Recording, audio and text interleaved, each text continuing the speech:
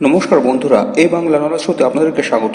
বন্ধুরা, ভারতের পরম বন্ধুরাষ্ট্র ইসরায়েল, এই দেশটির চারিদিকে যত জঙ্গি অধ্যুষিত দেশ রয়েছে সেই দেশগুলির সঙ্গে ইসরায়েল বহু বছর যাবৎ সংঘর্ষে জড়িয়ে রয়েছে। যেমন হামাস, হুতি, হিজবুল্লাহ সহ অন্যান্য ইরান সমর্থিত জঙ্গি সংগঠনগুলি, যেগুলি প্রায়শই ইসরায়েলের ওপর ভয়ঙ্কর হামলা চালিয়ে এই দেশটির চরম ক্ষতি করার চেষ্টা করে। কিন্তু শুধুমাত্র অত্যাধুনিক প্রযুক্তির শক্তিশালী যুদ্ধাস্ত্রের জোরে ইসরায়েলের মতো একটি ছোট দেশ এতগুলি জঙ্গি সংগঠনের সঙ্গে লড়ে যাচ্ছে। আর হামাস, হিজবুল্লাহ, হুতি সবকটি জঙ্গি সংগঠনের কোমর ভেঙে দিয়েছে। আর ইসরায়েল এখানেই থেমে নেই। ইসরায়েল চাইছে তাদের চারিদিকে জঙ্গি অধ্যুষিত যত দেশ রয়েছে, যে দেশগুলির জঙ্গি সংগঠনগুলি প্রতিনিয়ত জঙ্গি কার্যকলাপ করে ইসরায়েলের ক্ষতি করার চেষ্টা করে, সেই সংগঠনগুলিকে সাফ করে গ্রেটার ইসরায়েলের নির্মাণ করা। আর সেই পরিকল্পনাটিকে সফল করার জন্য আমেরিকা এবং ইসরায়েল একসাথে মিলে কাজ করছে। কিভাবে, চলুন জেনে নেওয়া যাক। ইসরায়েলের প্রধানমন্ত্রী বেঞ্জামিন নেতানিয়াহু একটি সাক্ষাৎকারে বলেছেন যে গ্রেটার ইসরায়েল নিয়ে তিনি খুব পজিটিভলি চিন্তাভাবনা করছেন এবং সেই প্ল্যানটিকে বাস্তবায়িত করার জন্য যা যা করণীয় তা অলরেডি শুরু করে দেওয়া হয়েছে। আর এতে আমেরিকার পূর্ণ সমর্থন রয়েছে এবং এই বিষয়টি নিয়ে একটি গোপন মিটিংও হয়েছে। আপনারা যেমনটি স্ক্রিনে দেখতে পাচ্ছেন, ইসরায়েল এবং গাজাকে নিয়ে হোয়াইট হাউসে একটি গোপন বৈঠক সেরে ফেলা হয়েছে। যে বৈঠকে উপস্থিত ছিলেন ডোনাল্ড ট্রাম্পের ছেলে ডোনাল্ড ট্রাম্প জুনিয়র এবং ডোনাল্ড ট্রাম্পের মেয়ে জামাই, যার দায়িত্ব রয়েছে পুরো মিডল ইস্টের সব কিছু দেখাশোনা করা এবং নিয়ন্ত্রণ করা। এছাড়া উপস্থিত ছিলেন ব্রিটেনের প্রাক্তন প্রধানমন্ত্রী টনি ব্লেয়ার।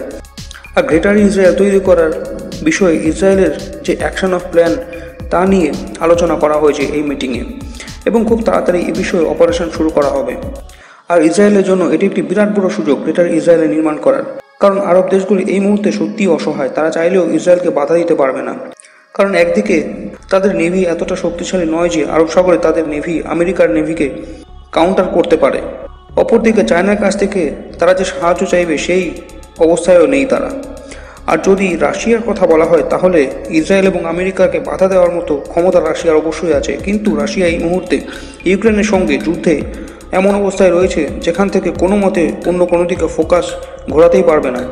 তাহলে ইউক্রেনের সঙ্গে প্রায় জিতে যাওয়া যুদ্ধ হাতছাড়া হয়ে যাওয়ার বিপুল সম্ভাবনা রয়েছে। আর আমেরিকার কথা যদি বলা হয়, তাহলে আমেরিকা এই মুহূর্তে পুরোপুরিভাবে অ্যালাইন রয়েছে ইসরায়েলের সঙ্গে। এক্ষেত্রে ইসরায়েল গ্রেটার ইসরায়েল তৈরি করার জন্য যাই করুক না কেন, তাতে আমেরিকার পূর্ণ সমর্থন রয়েছে। আর সেই জন্য এটি ইসরায়েলের কাছে একটি বিরাট বড় সুযোগ, যা আগামী 100 বছরেও আসবে না বলে মনে করা হচ্ছে। আমেরিকার পূর্ণ সমর্থন থাকায় ইসরায়েল এই মুহূর্তে এতটাই শক্তিশালী যে তারা চাইলে খুব সহজে কয়েকটি আরব দেশকে অ্যাটাক করে সেগুলিকে দখল করে ইসরায়েলের অন্তর্ভুক্ত করে ফেলতে পারে। আর এই ক্ষেত্রে ইসরায়েল সবার প্রথমে চাইছে ইজিপ্টের একটি বিরাট বড় অংশ দখল করে ইসরায়েলের অন্তর্ভুক্ত করে ফেলতে।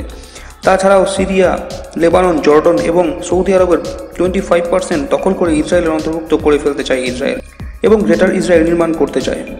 এছাড়াও ইসরায়েল গাজা এবং প্যালেস্টাইনকে পুরোপুরিভাবে ধ্বংস করে ওয়েস্ট ব্যাংককে পুনরায় ইসরায়েলের অন্তর্ভুক্ত করে ফেলতে চায়। আর এর পেছনে অবশ্য যথেষ্ট কারণ রয়েছে। হামাস হলো ইসরায়েলের কাছে একটি দুরারোগ্য ব্যাধির মতো। এই হামাস প্রায়শই ইসরায়েলের ভেতরে জঙ্গি কার্যকলাপ চালিয়ে অযথা একটি অস্থির অবস্থা সৃষ্টি করে। আর সেই জন্য এই ওয়েস্ট ব্যাংক এবং আরব দেশগুলির কিছু অংশ দখল করলে একটি বিরাট বড় প্রপার গ্রেটার ইসরায়েলের নির্মাণ হবে। আর যেটি খবর পাওয়া যাচ্ছে, গ্রেটার ইসরায়েলে নির্মাণ করার জন্য লেবানন এবং সিরিয়াকে সবার প্রথমে দখল করা হবে, আর তারপর ধীরে ধীরে বাকি আরব দেশগুলিকে দখল করার কাজ শুরু করা হবে। আর এক্ষেত্রে একজন চাইনিজ অ্যাম্বাসেডারের একটি কথা আরব দেশগুলির জন্য অ্যাপ্লিকেবল। ওই চাইনিজ অ্যাম্বাসেডার বলেছেন যে আজকে যদি কেউ আপনাকে বিরক্ত করছে এবং আপনার 1 ইঞ্চি জমি দখল করতে চাইছে, আর তা যদি আপনি চুপচাপ সহ্য করে যান এবং সেই 1 ইঞ্চি জমি দিয়ে দেন, তাহলে কালকে সে আপনার পুরো জমি দখল করতে আসবে এবং তখন আপনি চাইলেও তাকে আর বাধা দিতে পারবেন না। সেই জন্য প্রথমবারেই সে যখন 1 ইঞ্চি জমি দখল করতে আসছে, তখনই তাকে বাধা দেওয়া উচিত। আর আজকে আরব দেশগুলো ঠিক এই একই অবস্থা। আরব দেশগুলি গত 60-70 বছর যাবৎ অর্থের লোভে আমেরিকার কাছে মাথা বিক্রি করে দিয়েছে। আর তার পরিণামে আরব দেশগুলি এমন অবস্থা হয়েছে যে তাদের জমি জবরদখল হওয়ার পথে, কিন্তু তা অসহায়ভাবে সহ্য করা ছাড়া তাদের আর কোনো গতি নেই। কারণ আমেরিকা এবং ইসরায়েলের বিরুদ্ধে কিছু করার মতো ক্ষমতা আরব দেশগুলির নেই। কারণ গত 60-70 বছর যাবৎ আরব দেশগুলি আমেরিকার এমন গোলামে পরিণত হয়েছে, এবং সেই গোলামি করতে গিয়ে ভারত, চীন এবং রাশিয়ার বিরোধিতা করতেও তারা পিছুপা হয়নি। আর এখন ইসরায়েলের প্রধানমন্ত্রী আজকে যখন আরব দেশগুলির কিছু অংশ দখল করে গ্রেটার ইসরায়েল তৈরির কথা বলছে, তখন তার বিরুদ্ধে প্রোটেস্ট করার ক্ষমতা আরব দেশগুলির নেই। এমনকি এই পরিস্থিতিতে ভারত, চীন অথবা রাশিয়ার কাছ থেকে তারা যে সাহায্য চাইবে তাও করতে পারছে না। আর সেই জন্য আমাদের দেশে এমন অনেক মানুষ রয়েছে যারা বলেন যে ডোনাল্ড ট্রাম্প যখন তার শর্ত অনুযায়ী ভারতের সাথে ফ্রি ট্রেড এগ্রিমেন্ট করতে চেয়েছে এবং ভারত ডোনাল্ড ট্রাম্পের সেই শর্ত মেনে নিতে অস্বীকার করে এবং সেই জন্য ডোনাল্ড ট্রাম্প বিপুল পরিমাণ ট্যারিফ চাপিয়ে ভারতের ব্যবসা বাণিজ্য ধ্বংস করে ভারতের অর্থনীতিকে বরবাদ করতে চেয়েছে।